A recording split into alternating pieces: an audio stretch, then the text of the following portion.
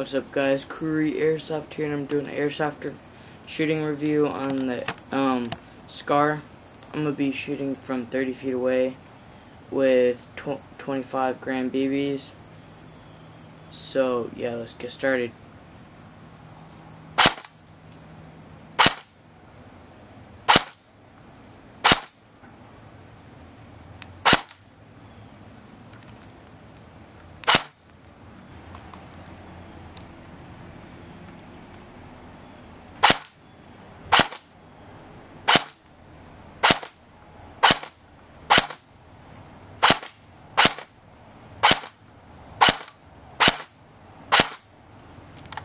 And now, water.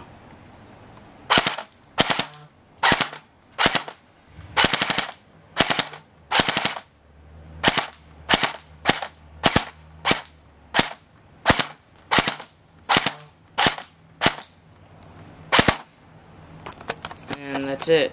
As you can tell, the Scar is very accurate. Very accurate. And hop up was on.